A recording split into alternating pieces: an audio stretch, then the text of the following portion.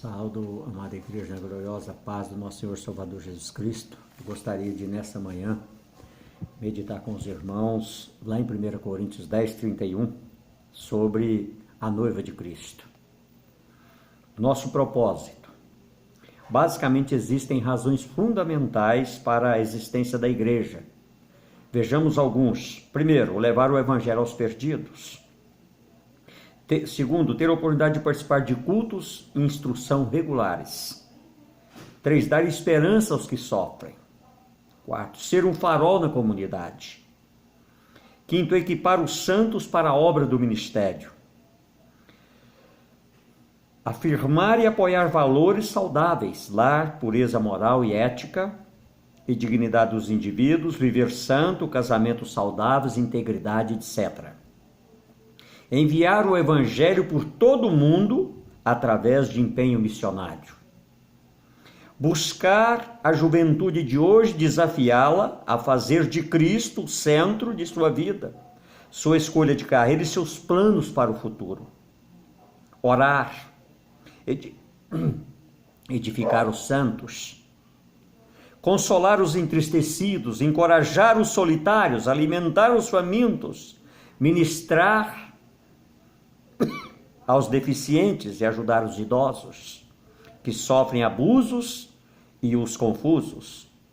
Estimular a ação e envolvimento em questões sociais críticas. Servir como modelo de autêntica retidão. Ensinar as Escrituras tendo em vista uma vida santa. A igreja que cresce torna-se invejada pelos que não fazem. Você não pode levar isso ao pé da letra, meu querido.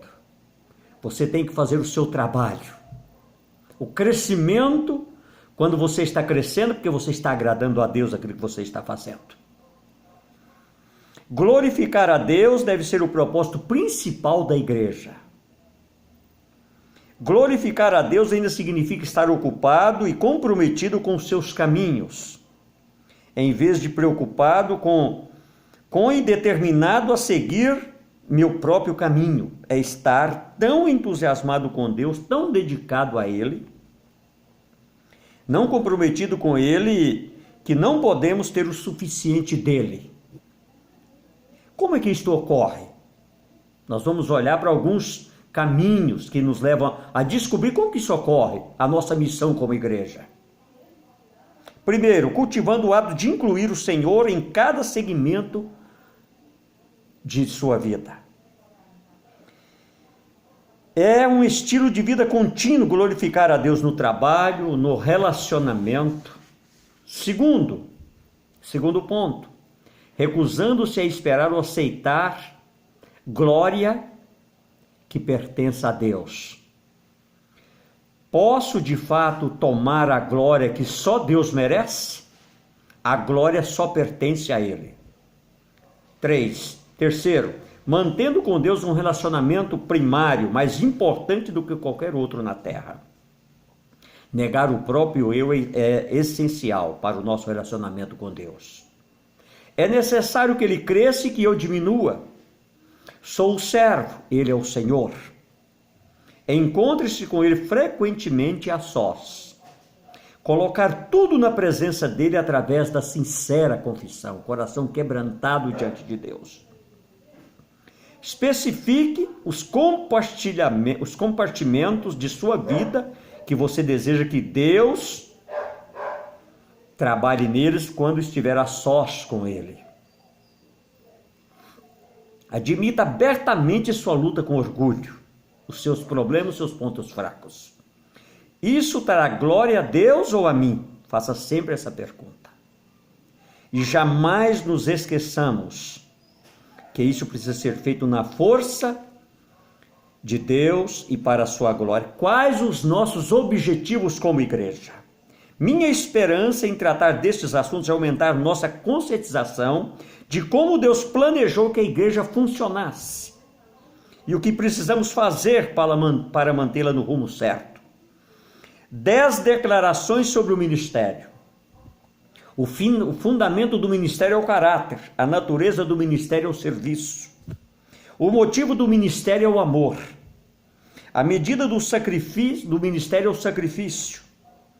A autoridade do ministério é a submissão. O propósito do ministério é a glória de Deus. A ferramenta do ministério é a palavra de Deus e a oração. O privilégio do ministério é o crescimento. O poder do ministério é o Espírito Santo. O modelo do ministério é Jesus Cristo. 4 objetivos importantes para nós como igreja. Quando lemos Atos 2, 41 e 47, descobrimos os alvos primordiais que devem fazer parte da igreja de Deus, como vejamos a seguir. O culto, aprendizagem, comunhão e expressão. Primeiro, o culto. Verso 42. E perseveravam na doutrina dos apóstolos, na comunhão, no partir do pão e nas orações. O Senhor Deus ainda busca a nossa adoração. João 4, 23. Deus não procura ninguém, mas Ele procura os verdadeiros adoradores. Aqueles que o adoram em espírito e em verdade. Nós precisamos manifestar uma adoração verdadeira para um Deus verdadeiro e fiel. Pode acreditar uma vez que você tem aprovado a adoração, tipo de adoração que rouba o seu coração e concentra toda a sua atenção no Senhor vivo. Nada menos que isso o satisfaz. Nada mais chega perto, uma vez que você tem aprovado o verdadeiro culto. Jamais vai querer brincar de igreja novamente. Segundo objetivo, aprendizagem. No verso 44, Atos 4:4 e Atos 6:4, você vai ler esses textos, nós não temos tempo, nosso tempo é restrito. Nada fazia a liderança da igreja primitiva renunciar ao ministério da palavra. Você vê isso lá na instituição dos diáconos. Preocupação primordial, a palavra. A palavra que traz crescimento, edificação e que te fortalece, que mostra que Deus é presente na tua vida. Os cristãos também recebiam alimento sólido e verdade mais profundas das Escrituras. Enquanto a igreja, com todos aqueles novos cristãos, crescia, aumentava cada vez mais a necessidade de instrução sólida da palavra de Deus. O verdadeiro discipulado tem que vir da palavra. A palavra é que discipula, a palavra é que amadurece, a palavra que dá crescimento, que permanece. A instrução sólida e constante da palavra de Deus produz alguns benefícios. Primeiro, dá estabilidade à nossa fé. Estabiliza-nos nas horas da provação. Capacita-nos a usar a Bíblia corretamente. Equipa-nos para detectar e confrontar o erro. Torna-nos confiante em nosso caminhar. Acalma nossos temores e cancela nossas superstições. A igreja deve ter uma comunidade de aprendizagem ao lado de uma comunidade de adoração. Devem caminhar juntos. Aprendizagem e adoração. Terceiro objetivo, comunhão íntima. A igreja é uma comunidade de fiéis que demonstram interesse genuíno uns pelos outros. Vamos olhar para alguns textos bíblicos que falam de koinonia. Você vai ler, meditar.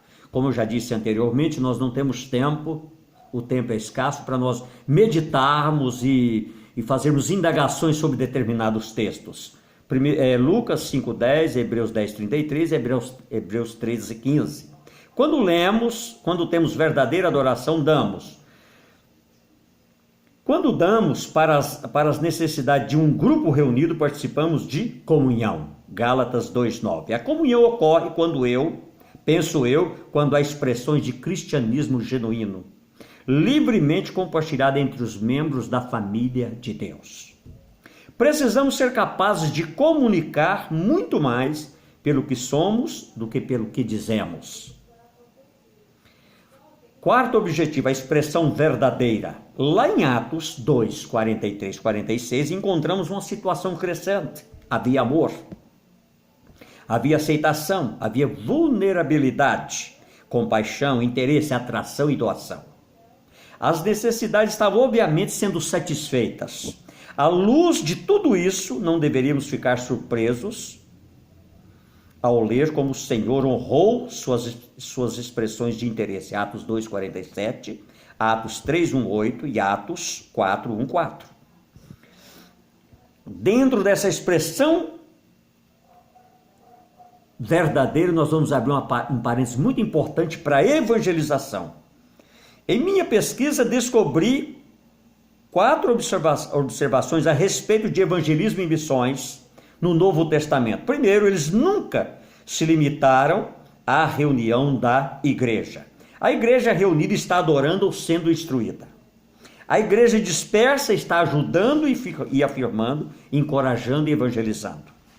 Elas se reúnem para adorar, ser instruídas e ter comunhão íntima. Depois se dispersavam para evangelizar. A igreja é essencialmente o lugar onde os santos se reúnem para ser alimentados, como alimento sólido da palavra e para se impressionarem com a necessidade de compartilhar o evangelho e a sua mensagem de busca ao perdido. Segundo, o evangelismo era sempre iniciado pelo cristão.